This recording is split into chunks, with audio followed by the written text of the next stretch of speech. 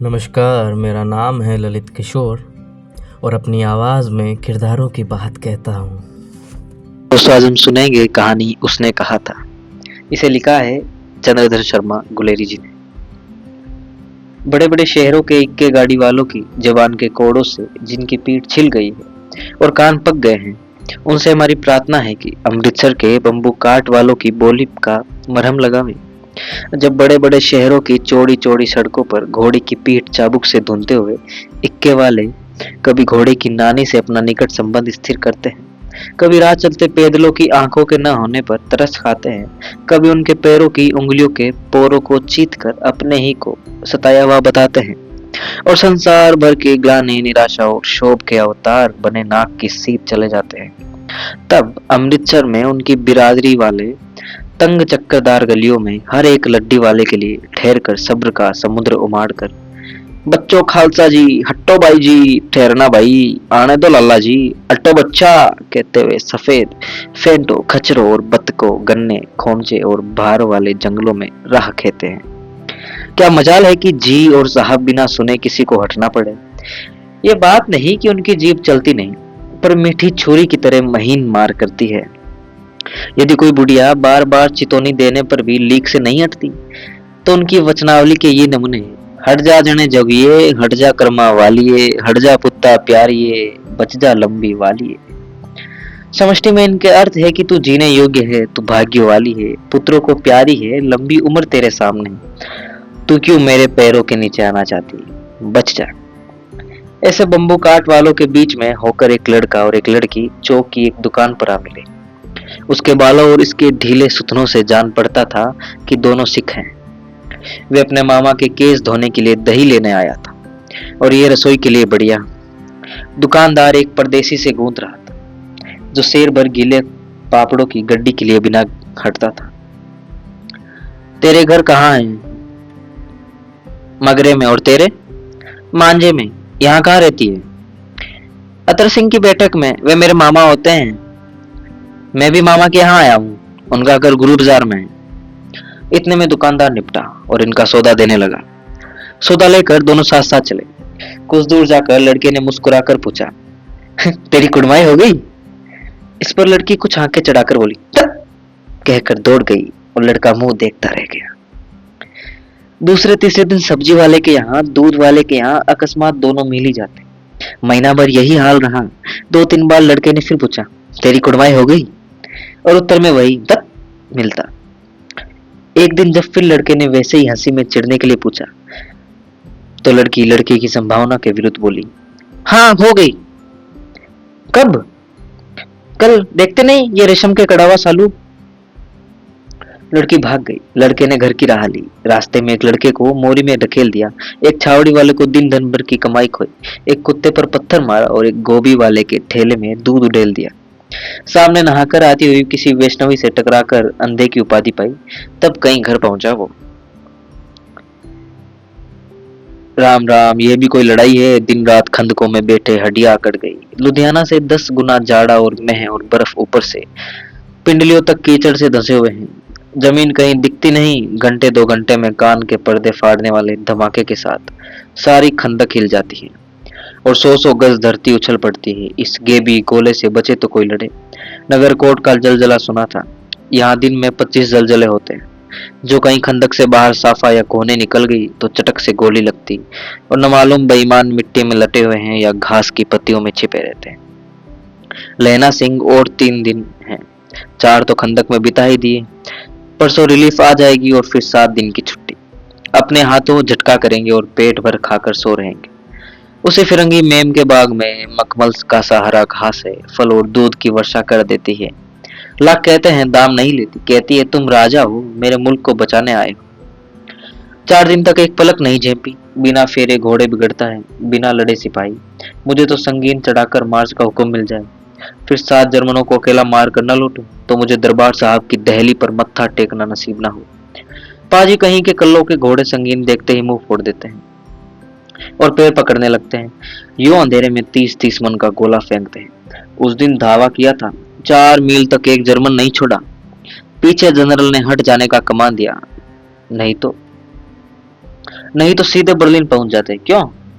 सूबेदार हजारा सिंह ने मुस्कुराकर कहा, लड़ाई के मामले जमादार या नायब के चलाए नहीं चलते। बड़े अफसर दूर की सोचते हैं। 300 मील का सामना है, एक तरफ बढ़ जाए तो क्या होगा? सूबेदार जी सच है, लहना सिंह बोला, पर करे क्या? हड्डियों हड्डियों में जाड़ा धस गया है। सूर्य निकलता नहीं और खाई में दोनों तरफ से चंबे की बावलियों से सोते झर रहे हैं। एक धावा हो जाए तो गर्मी आ जाए। उद्यमी उठ, सिगड़ी में कोले डाल। वजीरा, तुम 4 जने बाल्टियां लेकर खाई की पानी बाहर फेंको। लहना सिंह, शाम हो गई है, खाई के दरवाजे का पहरा बदल दे। ये कहते हुए सूबेदार सारी खंदक में चक्कर लगाने लगे। वजीरा सिंह पलटन का विदूषक था, हंसाने वाला। बाल्टी में गंदा पानी भरकर खाई के बाहर फेंकता हुआ बोला, मैं पादा बन गया हूँ, करो जर्मनी से बादशाह का तर्पण। इस पर सब खिलखिला पड़े और उदासी के बादल फट गए। लहना सिंह ने दूसरी बाल्टी भरकर उसके हाथ में देखकर कहा, अपनी वाड़ी के खरबूजों में पानी दो, ऐसा खाद का पानी पंजाब भर में नहीं मिलेगा। हाँ, देश क्या स्वर्ग है। मैं तो लड़ाई के बाद सरकार से 10 बीघा जमीन मांगूंगा और फलों के बूटे लगाऊंगा। लाडी होरा के भी यहाँ बुला लोगे, या वहीं दूध पिलाने वाले फिरंगी में? चुप कर, यहाँ वालों को शर्म नहीं आएगी? देश देश की चाल है, आज तक मैं उसे समझ न सका। सिख तंबाकू नहीं पीते, वे सिगरेट देने में हट करती है। ओठों में लगाना चाहती और मैं पीछे हटता हूँ तो समझाती कि राजा बुरा मान गया, अब मेरे मुल्क के लिए लड़ेगा तो नहीं। अच्छा, अब बोधा सिंह कैसा है? अच्छा है, जैसे मैं जानता ना हूँ। रात भर तुम अपने कंबल उसे उड़ाते हो और आप सिगड़ी के सहारे गुजर रहते हो। उसके पहरे पर आप पहरा दे रहते हो और अपने सूखे लकड़ी के तख्तों पर उसे सुलाते हो। आप कीचड़ में पड़े रहते हो, कहीं तुम न मांद पड़े जाना। जाड़ा क्या है, मौत है। निमोनिया से मरने वालों को मुरब्बे नहीं मिला करते। मेरा डरा मत करो, मैं तो बुलेल की खड़ के किनारे मरूंगा। भाई कीरत सिंह की गोदी पर मेरा सिर होगा और मेरे हाथ के लगाए हुए आंगन के आम के पेड़ की छाया होगी। वजीरा सिंह ने त्योनिक चढ़ाकर कहा, क्या मरने मारने की बात लगाई है? मरे जर्मनी और तुर्क। क्यों, कुछ गाओ। गाऊं? चलो। दिल्ली शहर ते पिछोड़ ना जांदी, कर लेना लोगा दा बपार मड़िए, कर लेना ना देड़ा सौदा अड़िए, ओए लाना चटका कदवे नू, कद्दू बनी आवे मजेदार गोरिए, हुण लाना चटका कदवे नू। कौन जानता था कि दाढ़ियों वाले घरबारी सिख ऐसा लुच्चों का गीत गाएंगे। पर सारी खंदक इस गीत से गूंज उठी और सिपाही फिर ताजे हो गए, मानो 4 दिन से सोते और मौज ही करते रहे। भागती दोपहर रात आई है, अंधेरा है, सन्नाटा छाया हुआ है। बोधा सिंह खाली बिस्कुटों के तीनों पर अपने दोनों कंबल बिछाकर और लहना सिंह के 2 कंबल और एक बर्न कोट ओढ़कर सो रहा है। लहना सिंह पहरे पर खड़ा हुआ है, एक आंख खाई के मुख पर है और एक बोधा सिंह के दुबले शरीर पर। क्यों बोधा भाई, क्या है? पानी पिला दो। लहना सिंह ने कटोरा उसके मुंह से लगाकर पूछा, कहो कैसे हो? पानी पीकर बोधा बोला, कंपनी छूट रही है, रोम रोम में धार दौड़ रहे हैं, दांत बज रहे हैं। अच्छा, मेरी जर्सी पहन लो। और तुम? मेरे पास सिगड़ी है, मोर मुझे गर्मी लगती है, पसीना आ रहा है। ना, मैं नहीं पहनता। 4 दिन से तुम मेरे लिए ये सब। हाँ, याद आई, मेरे पास दूसरी गर्म जर्सी है, आज सवेरे ही आई है। विलायत में मेम बुनकर भेज रही है, गुरु उनका भला करे। यूं कह कर लेना अपना कोट उतार कर जर्सी उतारने लगा। सच कहते हो और नहीं झूठ? यूं कहकर ना ही करते बोधा ने उसके जबरदस्ती जर्सी पहना दी और आप खाकी कोट और जीन का कुर्ता पर पहनकर पहरे पर आ खड़ा हुआ। मेम की जर्सी की कथा केवल कथा ही थी। आधा घंटा बीता, इतने में खाई के मुख से आवाज आई, सूबेदार हजारा सिंह। कौन लपटन साहब? हुक्म हुजूर, कहकर सूबेदार तनकर फौजी सलाम करके सामने हुआ। देखो, इसी दाम दावा करना होगा। मील भर की दूरी पूरब के कोने में एक जर्मन खाई है, उसमें 50 से ज्यादा जर्मन नहीं। इन पेड़ों के नीचे नीचे 2 खेत काट कर रास्ता है, 3-4 घुमाव है, जहां मोड़ है वहां 15 जवान खड़े कर आया हूँ। तुम यहाँ 10 आदमी छोड़कर सबको साथ ले, उनसे जा मिले। खंदक छीनकर वहीं जब तक दूसरा हुक्म ना मिले डटे रहो, हम यहाँ रहेंगे। जो हुक्म। चुपचाप सब तैयार हो गए। बोधा भी कंबल उतारकर चलने लगा, तब लहना सिंह ने उसे रोका। लहना सिंह आगे हुआ तो बोधा अपने आप सूबेदार से उंगली से बोधा की ओर इशारा किया। लहना सिंह समझकर चुप हो गया। पीछे 10 आदमी कौन रहे, इस पर बड़ी हुज्जत हुई। कोई रहना न चाहता था। समझा बुझा कर सूबेदार ने मार्च किया। लपटन साहब लहना की सिगड़ी के पास मुंह फेर कर खड़े हो गए और जेब से सिगरेट निकाल कर सुलगाने लगे। 10 मिनट बाद उन्होंने लहना की ओर हाथ बढ़ाकर कहा, लो तुम भी पियो। आंख मारते मारते लेना सिंह सब समझ गया। मुंह का भाव छिपाकर बोला, लाओ साहब। हाथ आगे करते ही उसने सिगड़ी के उजाले में साहब का मुंह देखा, बाल देखे, तब उसका माथा ठनका। लपटन साहब के पट्टियों वाले बाल एक दिन में कहीं उड़ गए और उनकी जगह कैदियों के कटे बाल कहां से आ गए। शायद साहब पिए हुए हैं और उन्हें बाल कटवाने का मौका मिल गया। लेना सिंह ने जांचना चाहा। लपटन साहब 5 वर्ष से उसकी रेजिमेंट में थे। क्यों साहब, हम लोग हिंदुस्तान कब जाएंगे? लड़ाई खत्म होने पर। क्यों, क्या ये देश पसंद नहीं? नहीं साहब, शिकार के वे मजे यहाँ कहाँ। याद है 5 साल नकली लड़ाई के पीछे आप जगाधीर के जीले शिकार बन गए थे। हाँ हाँ, वही जब आप खेत पर सवार थे और आपका खान सामा अब्दुल रास्ते में एक मंदिर में जल चढ़ाने को रह गया था। बेशक पाजी कहीं का। सामने से वे नीलगाय निकली तो ऐसी बड़ी मैंने कभी ना देखी थी, और आपकी एक गोली कंधे में लगी और पुट्ठे से निकली। ऐसे अफसर के साथ शिकार खेलने में मजा है। क्यों साहब, शिमले से तैयार होकर उस नीलगाय का सिर आ गया था ना। आपने कहा था रेजिमेंट की मेस में लगाएंगे। हाँ, पर मैंने वह विलायत भेज दिया।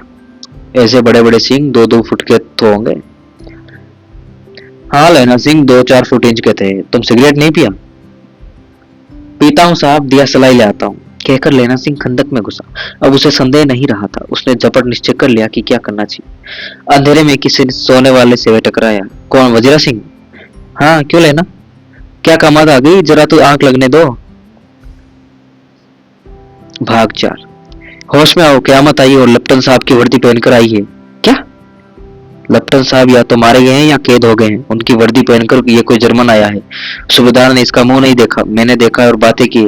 सोरा साफ उर्दू बोलता है, पर किताबी उर्दू। और मुझे पीने को सिगरेट दिए। तो अब मारे गए, धोखा है। सूबेदार कीचड़ में चक्कर काटते फिरेंगे और यहाँ खाई पर दवा होगा। उठो, एक काम करो, पलटन के पैरों के निशान देखते देखते दौड़ जाओ। अभी बहुत दूर न गए होंगे। सूबेदार से कहो एकदम लौट आए। खंदक की बात झूठ है, चलो जाओ, खंदक के पीछे से निकल जाओ, पता तक ना खड़के, देर मत करो। हुक्म तो यही है कि यही ऐसी तैसी हुक्म की मेरा हुक्म। जमादार लहना सिंह जो इस वक्त यहाँ सबसे बड़ा अफसर है, उसका हुक्म है। मैं लपटन साहब की खबर लेता हूँ। पर यहाँ तो तुम 8 ही हो। 8 नहीं, 10 लाख। एक अकलिया सिख 1.25 लाख के बराबर होता है। चले जाओ। लौटकर खाई के मुहाने पर लहना सिंह दीवार से चिपक गया। उसने देखा कि लपटन साहब ने जेब से बेल के बराबर 3 गोले निकाले।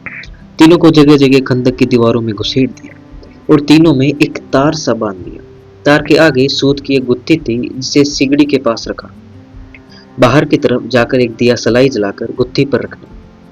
बिजली की तरह दोनों हाथों से उल्टी बंदूक उठाकर लेना सिंह ने साहब की कोहनी पर तान कर दे मारा। धमाके के साथ साहब के हाथ से दिया सलाई गिर पड़ी। लेना सिंह ने कुंदा साहब की गर्दन पर मारा और साहब आंख मीन गोट कहते हुए चित हो गए।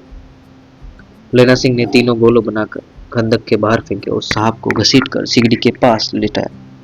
जेबों की तलाशी ली। 3-4 लिफाफे और एक डायरी निकलकर उनके अपनी जेब में हवाले किया। साहब की मूर्छा हटी। लेना सिंह हंसकर बोला, क्यों लपटन साहब, मिजाज कैसा है? आज मैंने बहुत बातें सीखी। ये सीखा कि सिगरेट पीते हैं, ये सीखा कि जगाधारी के जिले में नीलगाय होती है और उनके 2 फुट 4 इंच के सींग होते हैं। ये सीखा कि मुसलमान खानसामा मूर्तियों पर जल चढ़ाते और लपटन साहब खोते पर चढ़ाते हैं। पर ये तो कहो, ऐसी साफ उर्दू कहाँ से सीखा है? हमारे लपटन साहब तो बिन डेम 5 लफ्ज भी न बोला करते थे। लहना ने पतलून के जेबों की तलाशी नहीं ली थी। साहब ने मानो जेड़ से बचने के लिए दोनों हाथ जेब में डाले। लेना सिंह कहता गया, चालाक तो बड़े पर मांझे का लहना इतने बरस लपटन साहब के साथ रहा है। उसे चकमा देने के लिए 4 आंखें चाहिए। 3 महीने हुए एक तुर्की मौलवी मेरे गांव आया था। औरतों को बच्चे होने के ताबीज बांटता था और बच्चों को दवाई देता था। चौधरी के बड़ के नीचे मजा बिछा कर हुक्का पीता रहता था और कहता था कि जर्मनी वाले बड़े पंडित वेद पढ़ पढ़कर उसमें विमान चलाने की विद्या जान में गौ को नहीं मारते। हिंदुस्तान में आ जाएंगे तो गौ हत्या बंद कर देंगे। मंडी के बनियों के बहकता कि डाक खाने से रुपया निकाल लो, सरकार का राज्य जाने वाला है। डाक बाबू पहलू राम भी डर गया था। मैंने मुल्ला जी की दाढ़ी मुड़ दी और गांव से बाहर निकालकर कहा था कि जो मेरे गांव में अब पैर रखा तो देख लेना। साहब की जेब में पिस्तौल चली और लेना की जांग में गोली लगी। इधर लेना की हेनरी मार्टिन की 2 फायरों ने साहब की कपाल क्रिया कर दी। धड़ाका सुनकर सब दौड़ आए। बोधा चिल्लाया, क्या है? लेना सिंह ने उसे कहकर सुला दिया। एक हड़का हुआ कुत्ता आया था, मार दिया। और औरों से सब खाल कह दिया। सब बंदूक लेकर तैयार हो गए। लेना ने साफ फाड़कर घाव को दोनों तरफ पट्टियां बांध दी। घाव मांस में ही था, पट्टियों के कसने से लहू निकलना बंद। इतने में 70 जर्मन चिल्लाकर खाई में घुस पड़े। सिखों की बंदूकों की बाढ़ ने पहले दावे को रोका, दूसरे को रोका, पर यहाँ थे 8। लेना सिंह तक टक्कर मार रहा था और वे खड़ा था और लेटे हुए थे। और वे 70 अपने मुर्दा भाइयों के शरीर पर चढ़कर जर्मन आगे घुसे आते थे। थोड़े से मिनट में वे एकदम आगे तक आ गए। अचानक आवाज आई, वाहिगुरु जी दी फतेह, वाहिगुरु जी दा खालसा। और धड़क कर बंदूकों के फायर जर्मनों की पीठ पर पड़ने लगे। इन मौके पर जर्मन 2 चक्की पाटों के बीच में आ गए। पीछे से सूबेदार हजारा सिंह ने जवान आगे बरसाते थे। सामने लेना सिंह के साथियों के संगीन चले रहे थे। पास आने पर पीछे वालों ने भी संगीन पिरोना शुरू कर दिया। एक किलकारी और अकाल सिखों दी फौज आई। वाहिगुरु जी की फतेह, वाहिगुरु जी का खालसा, सत श्री अकाल पुरख। और लड़ाई खत्म हो गई। 63 जर्मन या तो खेत रहे थे या करहा रहे थे। सिखों में 15 के प्राण गए। सूबेदार के दाहिने कंधे में से गोली आर पार निकल गई। लेना सिंह की पसली में एक गोली लगी। उसने घाव को खंदक की गोल मिट्टी से लगाकर बाकी का साफ कसकर कमरबंद की तरह लपेट लिया। किसी को खबर न हुई कि लेना को दूसरा घाव भारी घाव लगा है। लड़ाई के समय चांद निकल आया था, ऐसा चांद जिसके प्रकाश से संस्कृत कवियों का दिया हुआ क्षय नाम सार्थक होता है। और हवा ऐसी चल रही थी जैसे बाण भट्ट की भाषा में दंत वेणोपदेशाचार्य कहलाती। वज्रा सिंह कह रहा था कि कैसे मन मन भर फ्रांस की भूमि मेरे बूटों से चिपक रही थी जब मैं दौड़ा दौड़ा सूबेदार के पीछे गया था। सूबेदार लेना सिंह से सारा हाल सुनकर और कागजात पाकर वे उसकी तुरंत बुद्धि को सराह रहे थे और कह रहे थे कि तू ना होता तो आज सब मारे जाते। इस लड़ाई में आवाज में 3 मील दाहिनी की ओर खाई वाले ने सुन ली। उन्होंने पीछे टेलीफोन कर दी। वहां से झटपट 2 डॉक्टर और 2 बीमार ढोने की गाड़ियां चली और कोई 1.5 घंटे के अंदर आ पहुंची। फील्ड अस्पताल नजदीक था, सुबह होते ही वहां पहुंच जाएंगे। इसलिए मामूली पट्टी बांधकर एक गाड़ी में घायल लिटाए गए और दूसरी में लाशें रखी गई। सूबेदार ने लेना सिंह की जांघ में पट्टी बंधवानी चाहिए, पर उसने ये कहकर टाल दिया कि थोड़ा घाव है, सवेरे देखा जाएगा। बोधा सिंह जोर में बर्रा रहा था। वे गाड़ी में लिटाया गया। लेना को छोड़कर सूबेदार जाते नहीं थे। ये देख लेना ने कहा, तुम्हें बोधा की कसम है और सूबेदार जी की सौगंध है जो इस गाड़ी में न चले जाओ। और तुम मेरे लिए वहां पहुंचकर गाड़ी भेज देना, और जर्मन मुर्दों के लिए भी तो गाड़ी आती होंगी। मेरा हाल बुरा नहीं, देखते नहीं मैं खड़ा हूँ। वज्रा सिंह मेरे पास ही है। अच्छा, पर बोधा गाड़ी पर लेट गया, भला आप भी चढ़ जाओ। सुनिए तो सूबेदारनी, होरों का चिट्ठा लिखो तो मेरा मत्था टेकना लिख देना, और जब घर जाओ तो कह देना कि मुझसे उसने कहा था वे मैंने कर दिया। गाड़ियां चल पड़ी थी। सूबेदार ने चढ़ते चढ़ते लेना का हाथ पकड़कर कहा, तेने मेरे और बोधा के प्राण बचाए हैं, लिखना कैसा? साथ ही घर चलेंगे। अपनी सूबेदारनी को तू ही कह देना उसने क्या कहा था। अब आप गाड़ी पर चढ़ जाओ, मैंने जो कहा है वे लिख देना और कह भी देना। गाड़ी के जाते लेना लेट गया। वज्रा पानी पिला दे और मेरा कमरबंद खोल दे, तर हो रहा है। भाग 5। मृत्यु के कुछ समय पहले स्मृति बहुत साफ हो जाती है। जन्म भर की घटनाएं एक एक करके सामने आती हैं। सारे दृश्यों के रंग साफ होते हैं। समय की धुंध बिल्कुल उन पर से हट जाती है। लेना सिंह 12 वर्ष का है। अमृतसर में मामा के यहाँ आया हुआ है। दही वाले के यहाँ, सब्जी वाले के यहाँ, हर कहीं उसने 8 वर्ष की लड़की मिल जाती है। जब वे पूछता है तेरी कुड़माई हो गई, तब धत कहकर वे भाग जाती है। एक दिन उसने वैसे ही पूछा था तो उसने कहा था, हाँ कल हो गई, देखते नहीं ये रेशम के फूलों वाला सालू। सुनते ही लेना सिंह को दुख हुआ, क्रोध हुआ। क्यों हो? वज्रा सिंह पानी पिला दे। 25 वर्ष बीत गए। अब लेना सिंह नंबर 77 राइफल्स में जमादार हो गया है। उस 8 वर्ष की कन्या का ध्यान ही ना रहा, न मालूम वे कभी मिली थी या नहीं। 7 दिन की छुट्टी लेकर जमीन के मुकदमे की पैरवी करने वे अपने घर आया। वहां रेजिमेंट के अफसर की चिट्ठी मिली, फौज लाम पर जाती है, फौरन चले जाओ। साथ ही सूबेदार हजारा सिंह की चिट्ठी मिली कि और बोधा सिंह भी लाम पर जाते हैं, लौटते हुए हमारे घर होते आ जाना, साथ ही चलेंगे। सूबेदार का गांव रास्ते में पड़ता था और सूबेदार उसे बहुत चाहता था। लेना सिंह सूबेदार के यहाँ पहुंचा। जब चलने लगे तब सूबेदार बेड़े में से निकल कर आया। बोला, लेना सूबेदारनी तुमको जानती है, बुलाती है, जा मिला। लेना सिंह भीतर पहुंचा। सूबेदारनी मुझे जानती? कब से? रेजिमेंट के क्वार्टर में तो कभी सूबेदार के घर नहीं मिले। दरवाजे पर जाकर मत्था टेकना। कहा, अस्सी सुनी लहना सिंह चुप। मुझे पहचाना? नहीं, मैंने नहीं पहचाना। तेरी कुड़माई हो गई, धत कल हो गई। देखते नहीं रेशमी बूटों वाला सालू अमृतसर में। भावों की टकराहट से मूर्छा खुली, करवट बदली, पसली का घाव बह निकला। वजीरा पानी पिला, उसने कहा था। स्वप्न चल रहा है, सूबेदारनी कह रही है। मैंने तेरे को आते ही पहचान लिया। एक काम कहती हूँ, मेरे तो भाग फूट गए। सरकार ने बहादुरी का खिताब दिया है, लायलपुर में जमीन दी है। आज नमक हलाली का मौका आया है, पर सरकार ने हमें तिमियों की तरह घंगरिया पलटन क्यों न बना दिया। जो मैं भी सूबेदार जी के साथ चली जाती। एक बेटा है फौज में भर्ती हुए, उसे 1 ही बरस हुआ। उसके पीछे 4 और हुए, पर एक भी नहीं जिया। सूबेदारनी रोने लगी। अब दोनों जाते हैं। मेरे भाग, तुम्हें याद है एक दिन तांगे वाले का घोड़ा दही वाले की दुकान के पास बिगड़ गया था। तुमने उस दिन मेरे प्राण बचाए थे। आप घोड़े की लातों में चल गए थे और मुझे उठाकर दुकान के तख्ते पर खड़ा कर दिया था। ऐसे ही इन दोनों को बचाना ये मेरी भिक्षा है। तुम्हारे आगे आंचल पसारती हूँ।